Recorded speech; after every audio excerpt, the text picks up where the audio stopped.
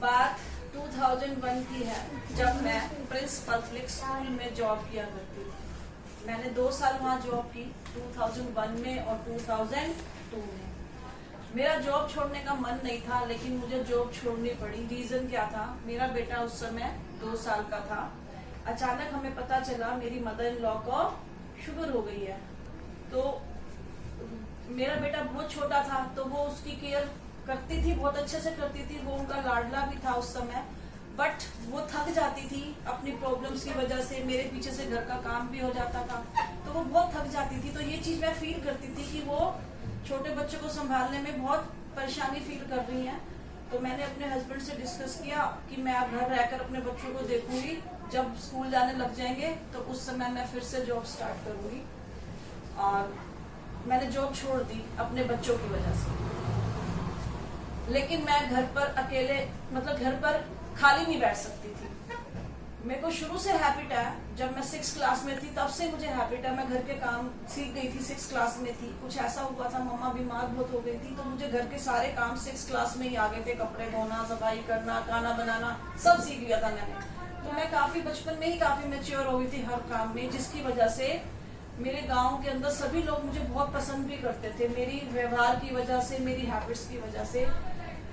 और कई बार मुझे ऐसा लगता है कि ये जिन लोगों की लाइफ में ये चीजें आती है ना, उनको आगे चल के वो चीजें काम आती हैं। इसलिए भगवान पहले से ही उनको प्रिपेयर कर देता है कि आने वाले टाइम में उसको ये चीजें फेस करनी है, तो इसे अभी से प्रिपेयर करो। तो ये चीजें मुझे अब समझ में आती हैं कि बचपन में ही मैं क्यों मैच्योर हो गई थी। फिर जब मैं घर पर बैठी जॉब छोड़ने के बाद, मैं खाली नहीं बैठ सकती थी। अचानक मेरे किसी एक रिलेटिव ने मुझे कहा, मेरी स्टिचिंग बहुत अच्छी थी, तो उन्होंने कहा कि हमारे कुछ सैंपल प्रिपेयर कर दो। मेरे को घर पे सब वर्षा बुलाते हैं, तो आए मेरे घर, कहते वर्षा मेरे ये सैंपल प्रिपेयर कर दे, तेरी स्टिचिंग अच्छी है, फिनिशिंग भी बहुत है तेरे हाथ में। तो मैंने ना उनके सैंपल प्रिपेयर किए। डस्टर से स्टार्ट करवाया था उन्होंने। मैंने उनके लिए पहले डस्टर के सैंपल बनाए, फिर पिल्लो कवर बनाए, फिर मैंने टेबल क्लॉथ बनाए, फिर मैंने डाइनिंग टेबल का क्लॉथ बनाया, बेडशीट बनाई, फ्रिज कवर बनाए, टेलीविजन कवर, उस समय बॉक्स वाले टीवी थे ना, जिसको इडियट बॉक्स बोलते हैं, उनके कवर मैंने बना के दिए। मतलब हर चीज, बेडशीट बनाई लेस वर्क के अंदर। तो मैंने सारे सैंपल उनको बनाकर दिए। जब उन्होंने अपने सैंपल दिखाए आगे जाकर पार्टी को, तो उनके सैंपल पास हो गए। तो उनको बड़े ऑर्डर मिले उन सैंपल्स को दिखाकर। तो उन्होंने मुझे न्यूज भेजी कि वर्षा, तूने जो सैंपल बनाए थे वो तो हमारे पास हो गए और हमें उसके बेस पर काफी सारे ऑर्डर मिले हैं। फिर मैंने कहा, जब उनको ऑर्डर मिले हैं तो मैं भी जिन शॉप पर वो गए हैं वहां ना जाकर किसी और, इतनी सारी मार्केट में इतनी सारी दुकानें हैं, करोल बाग में, पानीपत में, तो मैं किसी और पार्टी को जाकर अपने सैंपल बनाकर दिखाऊंगी। घर बैठे बैठे मैं भी ये काम कर सकती हूँ। फिर मैंने वो सैंपल अपने लिए भी प्रिपेयर किए, हर चीज प्रिपेयर की। होम फिनिशिंग की जितनी भी आइटम्स होती है ना, जो मैंने अभी नाम लिया, sofa cover, bed cover, bedsheet है ना, table cloth, dining table cloth, TV cover, fridge top, सभी मैंने बनाए अपने लिए। और मैं अपने हस्बैंड के साथ जाकर पानीपत गई। वहां पर एक बहुत बड़ी शॉप है, एशियन हैंडलूम। मैंने वहां जाकर अपने सैंपल दिखाए और मेरे सैंपल पास हो गए।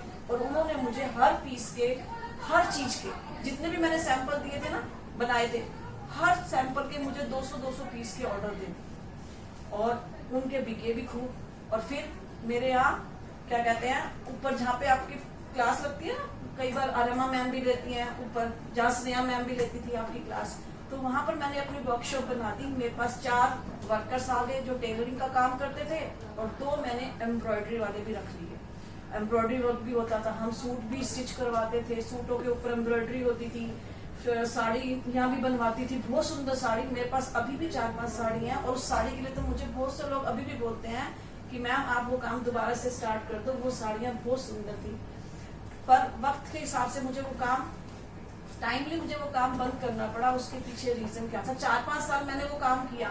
मेरा माल जो है, जो हम प्रिपेयर करते थे, हम चांदनी चौक से रॉ मटेरियल लाते थे, मेरे हस्बैंड उसमें हेल्प करते थे मेरी, और क्या कहते हैं, उसको बनाकर तैयार कर करोल बाग में और पानीपत में हमारी 2 मेन पार्टियां थी। हम वहां पर इनको सेल के लिए दे देते थे, और हमें बड़े बड़े ऑर्डर मिलते थे एक ही बारी में। कभी 100 पीस का ऑर्डर, हर चीज का, मतलब एक खाली ये नहीं कि खाली मुझे डस्टर के ही ऑर्डर मिल रहे हैं, फ्रिज टॉप का, टीवी कवर के, सबके 200-200 पीस के ऑर्डर मिलने लग गए थे। मेरा काम घर पर बैठे बिठाए 3-4 महीनों के अंदर, जॉब छोड़ते 3-4 महीनों के अंदर ही मेरा काम बहुत अच्छा हो गया और मैंने 3 साल तक इस काम को किया। और सबसे बड़ी बात, इस काम को मेरे हस्बैंड भी सीख गए।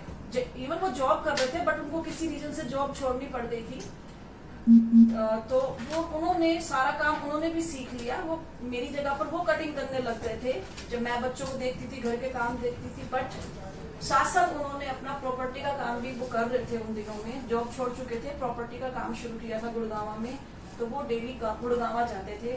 तो 2006 में उनका एक्सीडेंट हो गया। वो स्कूटी पर थे और आमने सामने की टक्कर हुई, तो वो वहीं पर उनको बहुत बड़ा फ्रैक्चर हुआ उनके टांग में और वो बेड रेस्ट पर हो गए 6 मंथ्स के लिए। अब जब वो बेड रेस्ट पर हो गए तो उससे पहले ही मेरे को ना ये चीजें ना इंट्यूशन हो गई थी इन चीजों की, किसी ना किसी तरह से इंट्यूशन हो गई थी कि हमारा को अब जो है काफी नुकसान होने वाला है। तो जब वो बेड रेस्ट पर हो गए तो उसके बाद मेरे लिए काम को कंटिन्यू करना मुश्किल हो गया था, क्योंकि वो तो लैट्रिन बाथरूम के लिए भी नहीं जा सकते थे। उनका जो एक्सीडेंट हुआ था वो बहुत मेजर था। तो 6 मंथ्स तक मैंने उनकी बहुत सेवा की और 6 मंथ्स के अंदर वो अच्छे हो गए, बिल्कुल ठीक हो गए और दोबारा से उन्होंने काम पर जाना शुरू कर दिया। लेकिन इस बीच हमारे साथ जो चीजें हुई, जब मेरा काम बंद हो गया तो हमारा जो है वर्कर्स जो थे उन्होंने भी साथ छोड़ दिया, क्योंकि उनको तो हर हफ्ते सैलरी चाहिए ना, तो उन्हें तो खाना कहाँ से खाएंगे, है ना। तो उन्होंने 1 महीने वेट किया, 2 महीने वेट किया कि मैम काम शुरू करेंगी, लेकिन मैं नहीं, अपने हस्बैंड की प्रॉब्लम्स की वजह से मैं उस काम को दोबारा शुरू नहीं कर पाई। तो उस समय हमारी ना एक शॉप भी थी। कई बार क्या होता था, हमारे पीस के अंदर कुछ डिफॉल्ट भी होता था, तो डिफॉल्ट वाले पीस वापस आ जाते थे। तो हमने क्या किया हुआ था, ये जो पार्क फेसिंग पर हमने एक शॉप ली हुई थी, उस पर मेरे फादर इन लॉ बैठ जाते थे। शाम को कई बार मैं भी चली जाती थी, क्योंकि शाम को कस्टमर ज्यादा होते थे। तो जो चीज रिजेक्शन वाली होती थी ना, वो हम उस शॉप पर रिटेल में सेल कर देते थे। तो उन दिनों में शीला दीक्षित ने नोटिस निकाला कि जो शॉप्स एनक्रोचमेंट एरिया के अंदर आती हैं वो सारी की सारी कल डैमोलिश हो जाएंगी। 1 दिन का भी टाइम नहीं दिया, 1 दिन के नोटिस पर उन्होंने बुलडोजर चला दिए और हमारी जो शॉप थी पार्क फेसिंग पर वो टूट गई नेक्स्ट मॉर्निंग। और उस दुकान के अंदर, उस शॉप के अंदर हमारा 7 लाख का मटेरियल था और वो सारा मटेरियल घर पर आ गया। तो एक तो मेरे हस्बैंड का एक्सीडेंट हुआ था और दूसरा मेरा 7 लाख का माल, और वो शॉप पर जो हम रिटेल में सामान बेचते थे वो सारा का सारा मुझे घर पर लाना पड़ा। अब मेरा मन बहुत दुखी हुआ उस दिन। मैं उस दिन जब एक तो हस्बैंड का एक्सीडेंट हुआ था, ऊपर से वो सामान वापस आ गया, मैं भगवान के सामने बैठ गई 3 घंटे तक भगवान से बातें करती थी उस दिन। मैं मतलब जब दुखी होती हूँ ना, भगवान से बातें करती हूँ। मैं 3 घंटे तक भगवान से बातें करती रही। मैंने भगवान से कहा कि भगवान अगर इतने ही दुख देने हैं ना, तो आज ही मुझे उठा लो या मेरी चीजें ठीक करना शुरू कर दो। जो मेरी लाइफ में दुख आ रहे हैं उनको ठीक करना शुरू कर दो। उसी दिन रात को, जिस दिन मैं रोई, उसी दिन रात को पहले तो मेरे भैया भाभी आए, क्यों उनको पता चल गया था मैं परेशान हूँ। तो उन्होंने मेरी शॉप से जितना भी मटेरियल वापस आया था, उनका ना सर्कल बहुत बड़ा है। मेरी भाभी गवर्नमेंट जॉब करती है, मेरा भाई जिस कंपनी में काम करता है, इंजीनियर है जहाँ भी है, तो बहुत मतलब अच्छे लेवल पे काम करता है और उसके काफी अच्छा बड़ा सर्कल है उसका। तो उन्होंने मेरी बहुत सारी बेडशीट, जो सामान वो मेरा निकाल सकते थे ना, वो मेरे घर से लेकर गए और उन्होंने काफी सारी चीजें मेरी बेची और मेरे हैंड में कैश लाकर दिया। और उसी दिन रात को मेरे जिया जी, छोटी नंद है, छोटी सिस्टर इन लॉ, और जिया जी वो आए। उन्होंने भी मेरा काफी सारा मटेरियल उठाया और अपने जितने भी उनके रिलेटिव्स थे सब जगह मेरा माल बिकवा दिया, काफी सारा। और मेरे पास 2-3 लाख रुपए कैश उस समय आ गया। और देखो भगवान से प्रार्थना करने पर, है ना। अब धीरे धीरे चीजें ठीक होने लग गई और कुछ समय बाद मेरे हस्बैंड भी ठीक हो गए। फिजियोथेरेपिस्ट सेंटर ले जाती थी मैं, उनकी फिजियोथेरेपी होती थी, उनकी बहुत केयर की और 6 मंथ्स में मैंने उनको चलने लायक बना दिया था। पहले तो वो चल ही नहीं पा रहे थे और उन्होंने 6 मंथ्स के बाद अपने काम पर भी जाना शुरू। फिर जब मेरे हस्बैंड ने दोबारा से काम पर जाना शुरू कर दिया तो फिर मैंने सोचा कि मैं दोबारा से काम शुरू करूं। तो फिर मेरे हस्बैंड ने कहा नहीं, अब दोबारा से वर्कर्स को लाना मुश्किल होगा, जो ट्यूनिंग हमारी पहले सेटिंग हुई थी सब वर्कर्स के साथ, तो दोबारा से नहीं बैठेगी। मैंने भी अब गुड़गांव जाना शुरू कर दिया है, तो रॉ मटेरियल लाना है ना, और जो क्या कहते हैं, जो हमें पानीपत जाना होता था पेमेंट लेने के लिए, माल पहुंचाने के लिए, कैसे वो कौन देखेगा। तो अब ये काम नहीं करना दोबारा से शुरू। हम तुम पढ़े लिखे हो, अपना जॉब कर लो, अगर करनी है तो, नहीं तो तुम्हारी मर्जी है, घर भी बैठ सकते हो। फिर मैंने कहा नहीं, मैं खाली तो बैठ नहीं सकती। मैंने फिर बाल विकास डे बोर्डिंग स्कूल है ना, यहाँ जाकर इंटरव्यू दिया। मैं MA BEd तो थी, तो मैंने इंटरव्यू दिया। तो जब मैं इंटरव्यू देने गई तो उन्होंने कहा कि आपने 3rd क्लास के स्टूडेंट्स को EVS पढ़ाना है और मैं क्लास के अंदर बैठूंगी। मैंने कहा ठीक है।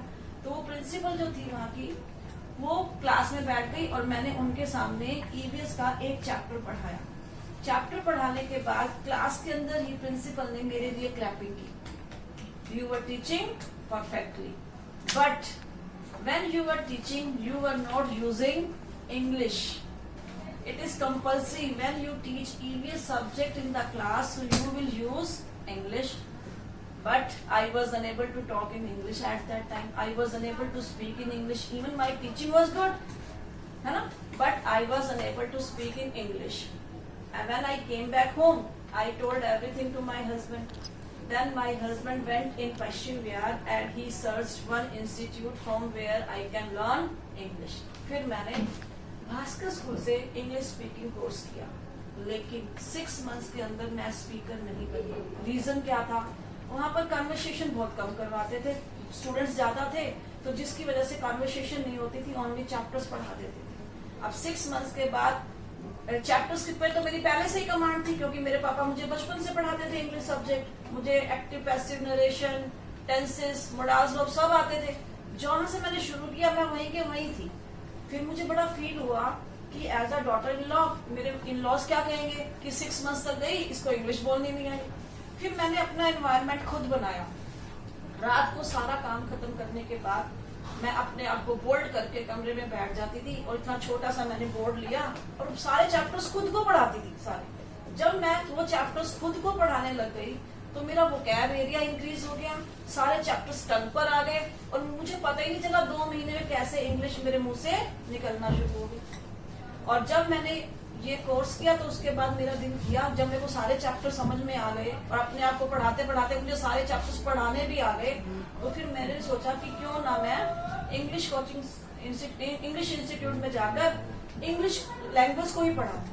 फिर मैं कुमार इंस्टीट्यूट में गई, वहां पर मैंने वॉल्यूम 2 किया। वॉल्यूम 1 तो मैंने भास्कर स्कूल से कर लिया था, वहाँ वॉल्यूम 2 किया। तो वहां पर सर के साथ मेरी इतनी अच्छी बॉन्डिंग हो गई। सर ने कहा कि मैं तुम्हें हायर करता हूँ, आप मेरे रिसेप्शन पे आ जाओ, reception handle, but reception post के लिए। तो मैंने उनको कहा कि मुझे रिसेप्शनिस्ट नहीं बनना, I want to become teacher, मुझे टीचर बनने की ट्रेनिंग दो। तो सर ने कहा अभी मुझे रिसेप्शनिस्ट चाहिए, आप कुछ समय के लिए रिसेप्शन पे काम करो, धीरे धीरे आप टीचिंग करना भी सीख जाओगे और मैं आपको टीचिंग में ले आऊंगा। फिर मैंने वहां पर 3 से 6 महीने जॉब की कुमार इंस्टीट्यूट में, बट मुझे वो टीचिंग में नहीं लाए और मुझे रिसेप्शनिस्ट वाली पोस्ट पसंद ही नहीं थी शुरू से। जबकि मैं इंक्वायरी बहुत अच्छी देती थी, उनको मेरे पे बहुत विश्वास था और काफी अच्छी इंक्वायरी देती थी, स्टूडेंट्स को एनरोल कर लेती थी बहुत जल्दी। लेकिन मैंने उनको कहा कि अगर मुझे टीचिंग में लाना है तो मैं कंटिन्यू करूंगी, नहीं तो मैं आगे कंटिन्यू नहीं करूंगी। फिर उन्होंने मुझे कुछ चैप्टर्स पढ़ाए और मैं जब रिसेप्शन पे बैठती थी तो जब टीचर पढ़ा रहे होते थे तो मैं उनको ऑब्जर्व करती थी और धीरे धीरे मुझे सारे चैप्टर्स और भी अच्छे से समझ में आ गए कि कैसे स्टार्टिंग करनी है, कैसे बिगनिंग करनी है, कैसे सब करवाना है। और धीरे धीरे मैं सारा टीचिंग लैंग्वेज पढ़ाना सीख गई, इंग्लिश लैंग्वेज पढ़ाना सीख गई। और मैंने वहां पर 4 साल जॉब की। और फिर तुम्हें पता है कि जब हम कहीं जॉब करते हैं, जब हमारा रोल अच्छा होने लग जाता है तो कुछ सीनियर्स हमसे जेलसी करने लग जाते हैं। तो वहाँ एक पॉलिटिक्स चलने लग गई मेरे खिलाफ कि योगिता रिसेप्शन को भी संभाल लिया, टीचिंग में भी आ गई, थोड़ा सा नाम चलने लगा। तो कुछ टीचर्स में से जेलसी फील करने लगे और मेरे खिलाफ टीचर्स को भड़काने लगे। तो मुझे ये चीज अच्छी नहीं लगी और मैंने जॉब छोड़ दी। और जब मैं जॉब छोड़कर घर बैठी, सर मुझे बुलाने आए, मैं उनके बुलाने पर दोबारा चली गई, लेकिन वो पॉलिटिक्स मुझे बार बार फेस करनी पड़ रही थी, क्योंकि मैं ना बहुत ज्यादा क्या कहते हैं स्ट्रेट फॉरवर्ड हूँ। मैं मतलब बटरिंग नहीं कर सकती कभी भी, तो मैं स्ट्रेट फॉरवर्ड हूँ, तो मुझे गलत चीजें गलत ही लगती हैं। तो मैंने 2 महीने 3 महीने वहाँ जॉब फिर से की सर के कहने पर, क्योंकि मेरे मन में आज भी उनके लिए बहुत रिस्पेक्ट है, क्योंकि मैंने वहां से बहुत कुछ सीखा। बट मैं कंटिन्यू नहीं कर पाई पॉलिटिक्स की वजह से। फिर मैं घर आई, 2 दिन के बाद ही वहां पर मेरे कुछ स्टूडेंट्स थे जो मुझे गुरु माँ बुलाते थे, तो वो मेरे लिए स्टूडेंट्स ले आए कि मैम आप घर पर इनको पढ़ाओ, आपने जॉब छोड़ दिया, आप घर पर इनको पढ़ाओ। और जब मैं वहां जॉब करती थी ना, मेरे मुंह से ना हर रोज एक बात जरूर निकलती थी, मैंने अपना इंस्टीट्यूट खोलना है, मैंने अपना इंस्टीट्यूट खोलना है। तो जब हम किसी चीज के लिए बहुत पॉजिटिव होते हैं ना, तो ये जो यूनिवर्स है ना, वो एनवायरनमेंट बना देता है उस चीज का। मेरा इंस्टीट्यूट खुलना था, वो जॉब छोड़ने से, है ना, रास्ते अपने आप बन गए। और मैंने अपने, जब मेरे को 2-3 स्टूडेंट्स उन स्टूडेंट्स ने ला कर दिए, और उन्होंने फर्स्ट डे ही मेरे हाथ में 18,000 रुपीज फीस रख दी दोनों बच्चों ने कि मैम आप हमें पढ़ाना शुरू करें। और मैंने उस 18,000 रुपीज से सारी एडवर्टाइजमेंट करवा दी, और मैंने अपना काम शुरू कर दिया घर पर ही, जहां पर सबसे ऊपर वाले रूम में, और थोड़ा सा फर्नीचर खरीदा और एडवर्टाइजमेंट करवाई। जैसे ही मैंने एडवर्टाइजमेंट करवाई, 2-3 महीनों के अंदर ही मेरे पास आसपास के एरिया से स्टूडेंट्स आना शुरू हो गए, और इस तरह से धीरे धीरे ये स्टूडेंट्स बढ़ते गए। ये 2013 की बात है, ठीक है। और उसके बाद फिर जो स्टूडेंट मेरे से इंग्लिश सीखने आते थे, तो वो अपने बहन भाई के लिए वो बात करने लगे, मैम क्या कहते हैं एकेडमी स्टूडेंट्स हैं, इनको भी आप पढ़ा दो। तो फिर मैंने क्या किया, जो स्टूडेंट्स मेरे पास पढ़ने आते थे, उनमें से मैंने जो इंटेलिजेंट स्टूडेंट्स थे, तो उनको चूज किया, और मैंने अपने साथ उनको क्या कहते हैं टीचिंग में ले लिया। अंजलि मैम, आकाश सर, है ना, और भी टीचर्स थे उस समय जिन्होंने मुझे हेल्प करना शुरू कर दिया। और इस तरह से वो इंग्लिश स्पीकिंग कोर्स भी करते रहे, और साथ साथ टीचिंग में मेरी हेल्प करते रहे। और आज वो मुझे दिल से याद करते हैं, मैम आज की आपकी वजह से आज हम एक प्लेटफॉर्म पर पहुंच चुके हैं, आज हम भी अपना काम कर रहे हैं। अंजलि मैम, आकाश सर ने तो भी पिछले मंथ ही छोड़ दिया, क्योंकि उनको आगे गवर्नमेंट जॉब के लिए प्रिपरेशन करनी है। अंजलि मैम की शादी हो गई, है ना, दोनों मेरे लेफ्ट हैंड और राइट हैंड थे। पर अंजलि मैम तो अभी भी संस्कृत तो पढ़ाती ही हैं आपको, संडे के संडे ऑनलाइन क्लास लगती है उनके साथ, वो आना चाहती हैं। मुझे अंजलि मैम बहुत पसंद है, बहुत पसंद है। क्यों? क्योंकि वो बिल्कुल मेरे जैसी है, मेरी रेप्लिका है बिल्कुल। बट नेक्स्ट ईयर मैं उनको सोच रही हूँ फिर से ले आऊंगी और अपने साथ जोड़ूंगी, क्योंकि ऐसे बेस्ट टीचर बहुत रेयर मिलते हैं। आकाश सर भी बहुत अच्छे हैं, उन्होंने भी मुझे 10 साल मुझे सपोर्ट किया।